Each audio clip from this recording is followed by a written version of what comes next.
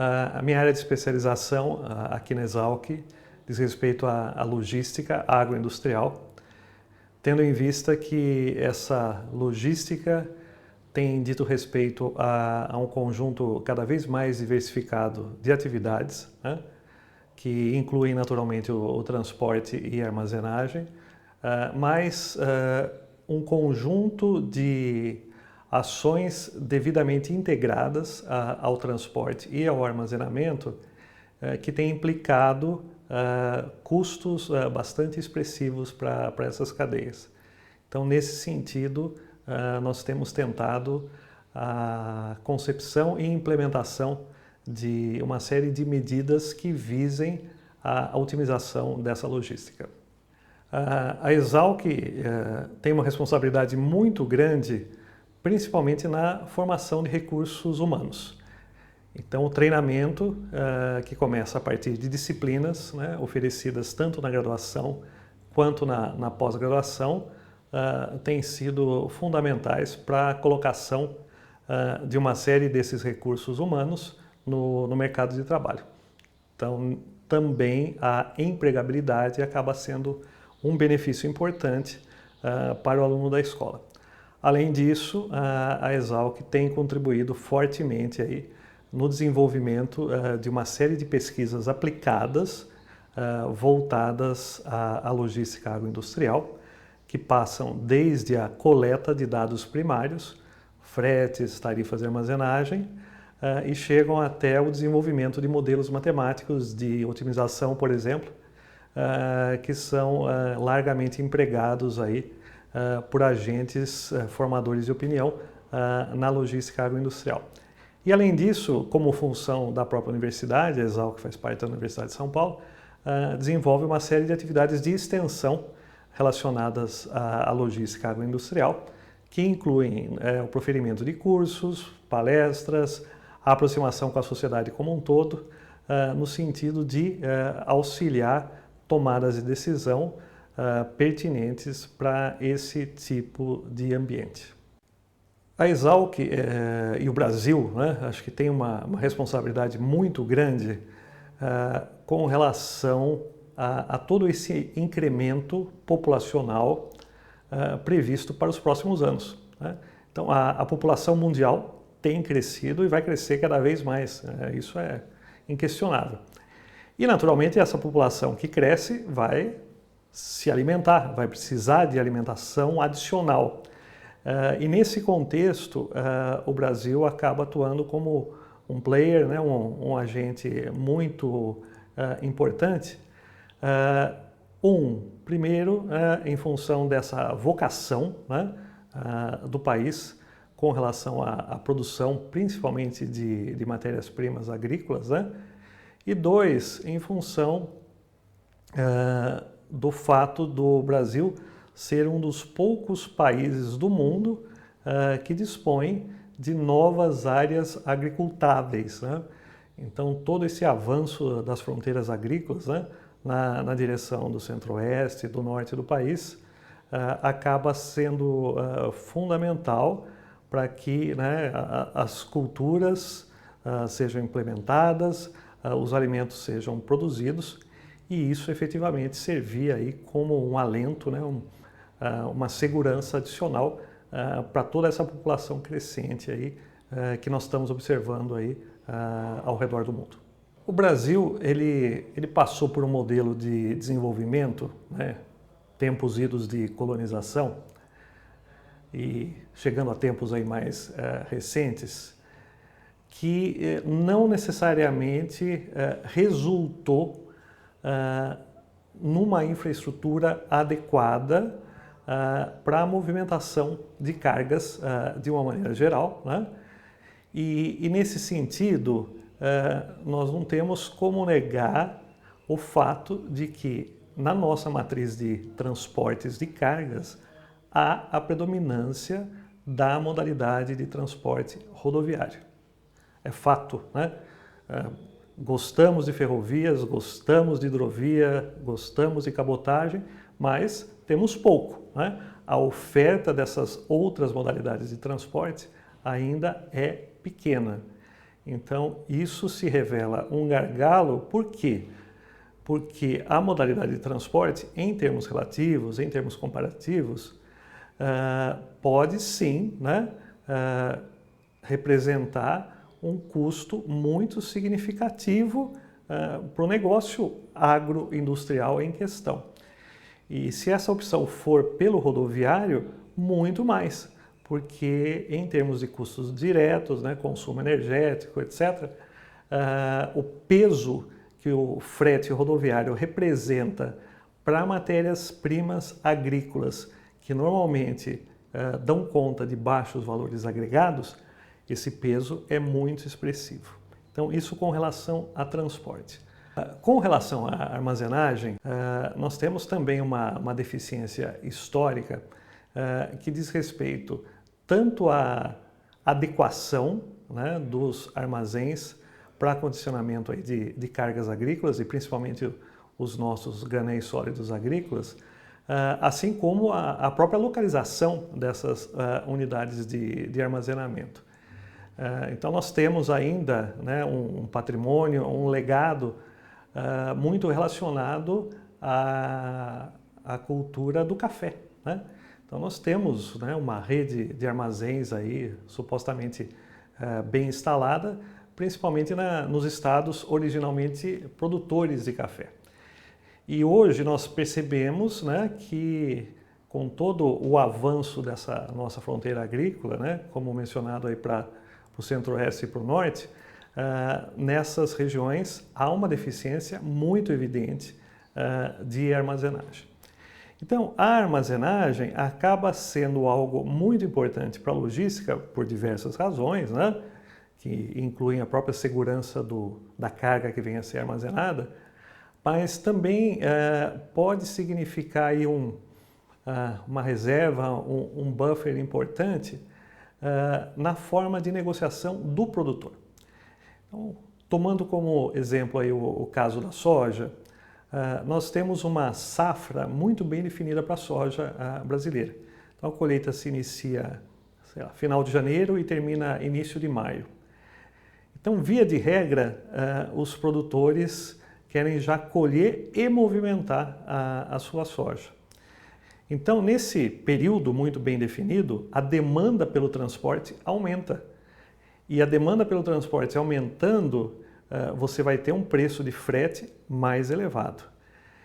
Então, na eventualidade, na possibilidade de se utilizar um armazém, você consegue deixar a sua carga, a sua soja no caso, para ser movimentada mais adiante, né? Num período supostamente de entre-safra, e nesse período os valores de frete podem estar mais baratos, né? Então, hoje no Brasil, a existência de unidades de armazenagem dentro da propriedade é muito pequena, né? Então, você tem aí uma limitação muito grande nessa margem, nessa forma mais flexível de negociar a sua safra imediatamente após a colheita. Um outro aspecto também é que você construir uma unidade nova de armazenagem, que seja aí no Centro-Oeste, tem significado investimentos aí de monta. Então, hoje um armazém é caro. Então, as linhas de crédito disponíveis aí para a construção de armazéns são importantes para serem consideradas nessa oportunidade de investimento. Mas o que se espera é que se tenha, ou que exista, alguma tecnologia de armazenamento muito mais acessível, principalmente para os produtores, né? Isso passa por estruturas infláveis, etc. Agora, de qualquer forma, nesse contexto, acaba sendo importante se fazer um destaque relacionado às chamadas economias de escala. Então, hoje, quem consegue armazenar são aqueles que, de fato, conseguem fazer essa escala. Então, em muitos casos, o produtor, por si só, não tem condição de fazer essa escala e daí ele vai tentar comercializar, né, a sua carga, a sua produção, através de um agente terceiro, que pode ser justamente a cooperativa, né? A cooperativa ela pode ter essa função aí de captação de carga e fazer escala, ou o que ainda predomina no caso brasileiro, é o produtor vender para trader, porque a trader faz volume e com isso ela tem condição de armazenar, tem condição de negociar um frete mais barato, quem sabe até junto à própria ferrovia, dependendo da região. Os problemas de logística no Brasil, eles são recorrentes, né? Então, existem há um bom tempo. Agora, a novidade, talvez aí dos últimos 15, 20 anos, diz respeito à escala, à participação do agronegócio como usuário dessa logística. Então, hoje, sei lá, são 200 milhões de toneladas de grãos, né? Mais de 500 milhões de toneladas de cana por ano, né? Então, olha, é um cliente importante, né? Para, de fato, pleitear uma logística mais eficiente.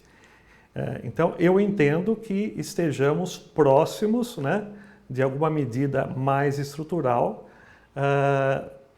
em prol de uma logística mais eficiente, em função desse cliente, né, quem sabe mais exigente, quem sabe aí com uma participação relativa mais expressiva no mercado.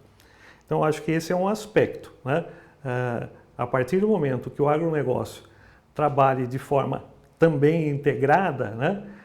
Então o pleito vai ser muito mais claro, né? E quem sabe a chance de atendimento desse pleito seja muito maior. Agora, um outro problema, e talvez aí comentado por muitos, diz respeito ao seguinte: vamos tomar o exemplo aí de infraestrutura de transporte. Não existe efetivamente um plano de Estado para o país. Então, seja o executivo federal, seja estadual, seja municipal, eles não têm está na moda o termo aí, né? Uma agenda mínima a ser seguida para se fazer algo efetivamente importante para essa infraestrutura de transporte. Então, o que acontece é, hoje, via de regra, os mandatos dos executivos, independente da esfera, diz respeito a um período aí de 4 anos. Então, 4 anos acaba sendo um período em que, né, esse político, essa equipe, tem que mostrar serviço. E em termos de se mostrar serviço, parece fazer muito mais sentido, pelo menos para essa equipe de políticos, né, você inaugurar, sei lá, 500 quilômetros de estradas, de rodovias, em vez de 50 quilômetros de ferrovia. Então parece que dá muito mais voto, né, você ter essa extensão maior de infraestrutura de transporte. Então, um país que de fato pensa de forma, né, estratégica, tem que passar a cartilha para quem de direito e falar o seguinte: olha, com relação ao transporte, você tem a obrigação de anualmente, né, provisionar uma malha ferroviária de tantos quilômetros, né? O tempo de maturação de uma obra ferroviária é muito maior que o tempo de maturação de uma obra rodoviária. Então, essa sinalização e essa cobrança também, quem sabe de nós, né, cidadãos, né, fazemos parte aí do eleitorado, tem que ser muito mais evidente, né, para que a gente, né, não veja essa repetição aí de, chamemos de erros, né, relacionados a um horizonte aí de médio e longo prazo. Então, via de regra, o armazém ele acaba sendo uma instalação mais adequada para condicionamento de produtos mais perecíveis, tá certo? Então, nesse sentido, existe uma identidade muito evidente entre produtos agrícolas e a preocupação com perecibilidade. Então, nesse sentido, os armazéns, eles sim podem funcionar como algo importante para garantir uma vida maior para esse tipo de carga. E o que acontece é que nos últimos tempos, né, e de novo vamos ficar últimos tempos como os últimos 20 anos, e vamos focar em grãos, a produção de grãos cresceu muito mais que a capacidade disponível de armazenagem. Tanto é que a própria lei de armazenagem que tínhamos, sem nenhum demérito, era uma lei quase que centenária, né? Era de 1900, recentemente foi atualizada.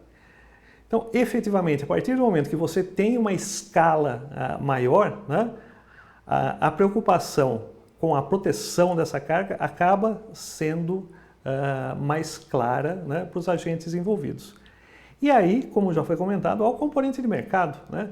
O fato de você poder armazenar pode significar aí um custo de oportunidade importante, né, para que você eventualmente negocie a posteriori a sua carga. Ainda em termos históricos, né, também como comentamos, os armazéns no Brasil, eles acabaram sendo instalados principalmente em função do negócio cafeicultura, né? Então, se você for pensar na escala que hoje temos de produção de grãos, né, seja soja, seja milho, próprio farelo, o próprio arroz, né? Então é algo recente e que não foi acompanhado, né, por um planejamento adequado de instalação de unidades armazenadoras para esse tipo de carga. Eu penso o seguinte, vale para a logística como um todo e vamos focar na armazenagem. Qualquer problema para ser resolvido em termos de infraestrutura demanda recursos financeiros, né? E por mais que nós estejamos, né, vivenciando uma crise e tal, não faltam recursos financeiros para essa finalidade, tá certo? Então, o problema não diz respeito à falta de recursos, tá? O problema diz respeito principalmente a planejamento e gestão ineficientes. Então, a partir do momento que você tenha, né, uma sinalização a partir de uma autoridade pública ou privada sobre as localizações mais adequadas, as capacidades mais indicadas, a partir do momento que fiquem mais claras, né, as recomendações sobre localização, sobre capacidade de novas unidades de armazenamento,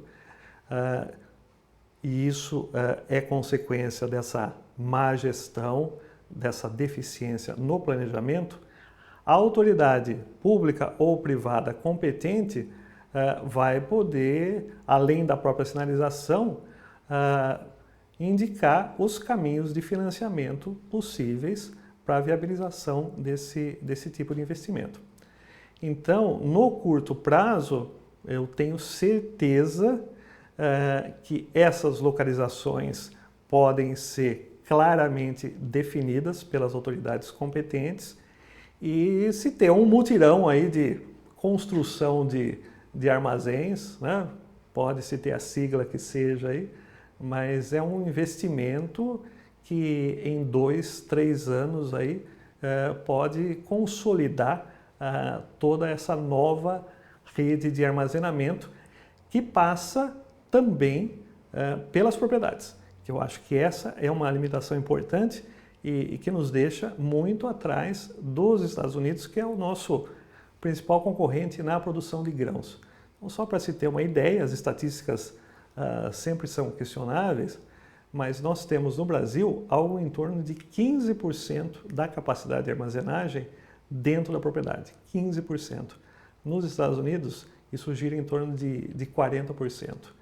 Então, para o produtor americano, existe uma flexibilidade bastante grande, né, na decisão sobre a comercialização dos seus grãos, da sua produção, em função dessa facilidade de armazenamento. Agora, na sequência, né, depois desse mutirão aí de construção de armazéns, sim, né, eu acho que há uma série de medidas de controle, de fiscalização importantes para fazer com que não haja esse descolamento, né, entre o crescimento da produção e o crescimento aí da capacidade instalada de armazéns no país. Então, a solução é construir mais armazéns. No curto prazo, isso pode levar 2, 3 anos, né? Construir onde e com que capacidade. Então, tenho certeza que há competência disponível através de alguma autoridade pública ou privada para dar esse tipo de resposta.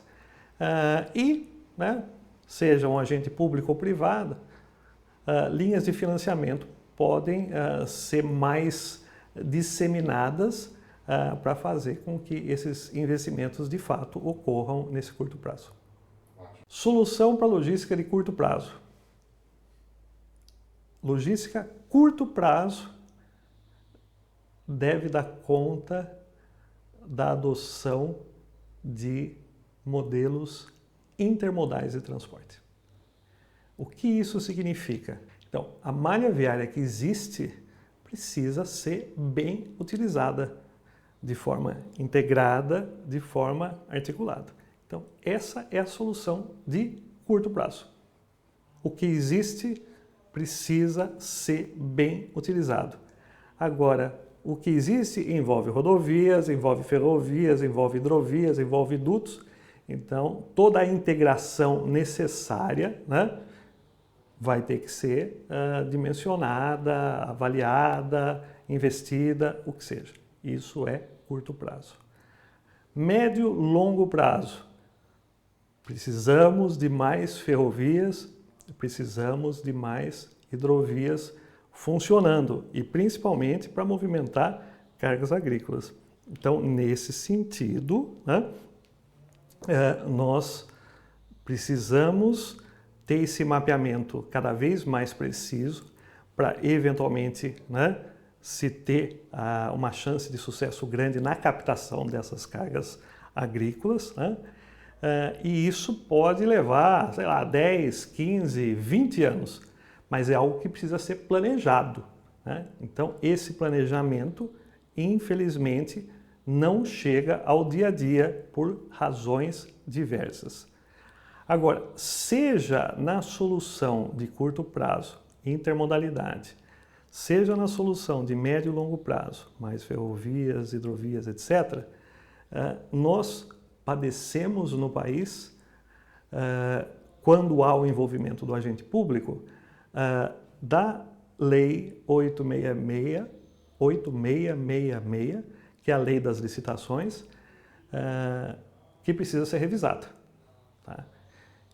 Então, um país como o nosso conseguiu, né, construir, sabe-se lá quantos estádios, para a Copa. Olha que bela competência que temos. Agora, será que a gente não consegue, né, fazer algo semelhante, né, para ferrovia e hidrovia, para dar o exemplo? Né? Será que a gente consegue ter ferrovia e hidrovia padrão FIFA? Né? Eu acho que temos condição de fazer tudo isso. Agora, a Lei 8666, ela preconiza que o vencedor de uma licitação pública obrigatoriamente tem que ser aquele de menor preço. E, infelizmente, por mais importante que isso possa ser, não é o único critério, porque você tem uma série de situações que a empresa vencedora de menor preço quebra no meio do caminho e isso inviabiliza qualquer tipo de intervenção. Então, de novo, seja no curto, seja no médio prazo, toda a legislação relacionada a compras, né, principalmente envolvendo o ambiente público, precisa ser revisada. Hoje, em boa parte aí das decisões que venham afetar a logística agroindustrial, sempre vem à tona aquela questão sobre possibilidade e vantagem de você terceirizar um tipo de serviço ou verticalizar esse tipo de serviço. Então, o que nós temos observado, né, nos últimos tempos é uma mudança interessante de paradigma que dá conta do quê? Né? Muitos, né, donos de carga acabam se tornando também os donos da logística. E os exemplos são vários, né? Então, a gente pode começar com o próprio caso da Vale. A Vale sempre foi reconhecida como uma produtora, né, se é esse o termo, extratora, né, de minérios e acabou tendo uma logística especializada para a movimentação desses minérios, que é a sua malha ferroviária. Então, você tem a Vitória Minas, você tem Carajás, entre outras aí. Mais para o agro, você tem o caso do Grupo MAGGI. Então, o Grupo MAGGI se localiza no norte do estado do Mato Grosso, principalmente, né, Chapada dos Parecis. E, historicamente, a movimentação da soja colhida pelo Grupo MAGGI ocorria por rodovia e saindo pelo porto de Paranaguá. Então, optaram, né, por ter uma logística diferente, um modelo intermodal, né, sai da Chapada dos Parecis, vai por rodovia até Porto Velho um transbordo para a hidrovia do Madeira, vai até o terminal privativo de Itacoatiara e de lá vai para embarcações maiores, mercados externos. Exemplo super recente, o caso da Raízen, né, Grupo Cosan, que praticamente adquiriu a malha ferroviária da ALL. Então, nesses 3 exemplos aí, nós percebemos uma característica importante e comum, que é o fato desses agentes terem escala. Então, a verticalização da logística, ela acaba fazendo muito mais sentido para aqueles que têm essa escala. Então, se nós formos transpor esses exemplos para a situação do produtor, né? Será que compensa para o produtor ter uma frota própria ou será que compensa ele terceirizar esse tipo de serviço? Então, não há receita de bolo, né? Mas entende-se que para aquele produtor, né, que tenha uma escala suficiente para movimentar, sei lá, uma frota aí de pelo menos 10 veículos, né? Então, talvez compense ter a frota própria, né? Agora, já para aquele menor, né, que vai ter que adquirir apenas um veículo, né, para movimentar a sua produção, talvez compense ele continuar a ser terceirizado ou a trabalhar com serviços terceirizados.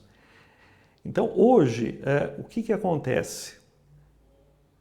A partir do momento que o produtor entrega a sua carga para um trader, por exemplo, esse trader vai negociar aquele conjunto de cargas junto à ferrovia, por exemplo, né? E vai obter junto à ferrovia um valor de frete interessante, né? Mais barato do que o normal e certamente mais barato que o frete rodoviário correspondente. Muito bem, daí na hora que o produtor vai receber lá, né, a sua remuneração pela produção, aparecem uma série de descontos, natural, né? Inclusive o desconto referente à logística, inclusive referente ao transporte. Só que, para grande parte dos casos, o desconto que vem não diz respeito ao valor do frete ferroviário que efetivamente foi firmado, mas diz respeito ao valor do frete rodoviário correspondente. Então, esse é um outro problema para o produtor. Então, se o produtor tivesse essa frota própria, rodando, né, para essa escala mínima, então ele sim vai ter uma chance maior de, por exemplo, negociar diretamente com a ferrovia e com isso efetivamente ter esse desconto, né, esse valor aí mais razoável para a sua logística aí de movimentação. Então hoje, de novo, né, para o caso brasileiro, nós entendemos que faz sentido, né, você pensar em frota própria em função da escala do seu negócio. Mais recentemente, a gente tem um outro problema, né? Eu dei o exemplo do caso da negociação aí com a ferrovia pela trading, mas você tem o caso relacionado também à contratação do transportador, rodoviário principalmente. Então nós estamos passando e vamos passar cada vez mais aí por problemas relacionados à remuneração desse transportador rodoviário. E é um cenário ainda com uma série de indefinições. Então, a partir do momento que você tem a sua frota própria, né, a princípio você vai ficar isento, né, vai ficar imune, né, a esse tipo de desgaste de negociação aí com o terceiro. Bom, então no caso recente, né, que nós temos passado aí a observar essa paralisação, né, de transportadores rodoviários, e nós vamos observar problemas que vão extrapolar essa classe de trabalhadores, né, infelizmente. A melhor maneira, né, de se administrar, né, e eventualmente até de se contornar esse tipo de problema é algo histórico, clássico, é a negociação. Então, no caso, o produtor tem que chamar o transportador para a mesa de negociação e chegar a algo que seja bom para os dois lados. Porque para o transportador, ficar parado é um péssimo negócio. Para o agricultor, deixar também a sua carga armazenada ou ao relento, né, pode ser que não esteja dentro da programação, do planejamento aí desse produtor. Então, a mesa de negociação, oferta e demanda, como dizem, né, acaba sendo o melhor caminho para isso. Entendo sim que também para tempos difíceis, né, tem que se evitar, né, qualquer tipo de dependência, né, para qualquer prestador de serviço e se isso significar o prestador de serviços de transporte, ok, né? Loca um veículo ou adquire um veículo, né? E trabalhe-se com esse veículo, conjunto de veículos, até o momento que a crise de fato chegar ao seu final, ok? Então eu acho que perspectivas para o produtor agrícola no sentido de contornar a crise atual, eu acho que isso deve dizer respeito ao que chamamos de otimização da logística, né? E essa otimização da logística passa, né, por um planejamento adequado de utilização de frota, de utilização de instalações de armazenagem. E nesse sentido, eu acho que a Exalc tem um papel importante, porque, como foi dito no início, além de tudo, forma-se um conjunto bastante expressivo de profissionais que atuam na área, ocupam hoje posições de destaque e podem ajudar por demais, né, as tomadas de decisão desses produtores. Então, hoje, com relação à logística, a decisão, no caso, por parte do produtor, pode dizer respeito a um modelo de terceirização completa, né? Pode dizer respeito a um modelo de verticalização completo, né? No caso de transporte, você ter a frota própria, ou ainda algo intermediário é você ter um modelo híbrido, né? Você ter algo relacionado à frota própria e algo relacionado a serviços de terceiros. Então, nesse sentido, eu acho que o primeiro componente importante para ser analisado é a escala de produção. Então, se a escala for grande, né, compensa você ter a frota própria. Se a escala for pequena, compensa você efetivamente utilizar serviços terceirizados. Tá? Bom, agora, seja o caminho que for, se você tem frota própria, tomou a decisão por frota própria, você tem que ter a garantia de que esse patrimônio, né, que esses ativos aí girem, rodem, né? Então você não pode ter equipamento parado, né?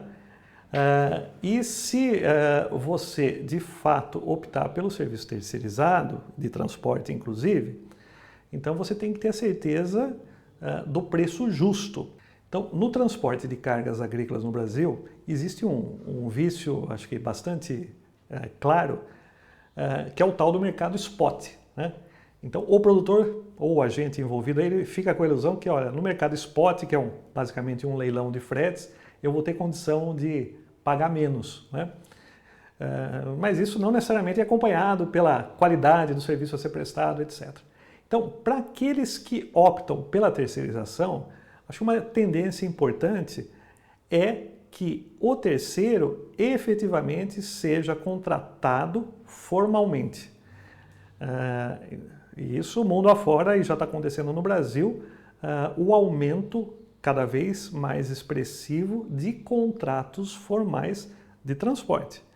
Então, para o transportador é uma garantia, né, de carga a ser movimentada, né, e para o contratante, né, é uma possibilidade, uma chance muito grande aí de você trabalhar com frete mais barato, né, tendo em vista aí, né, essa garantia de fluxo que você vai dar para o transportador.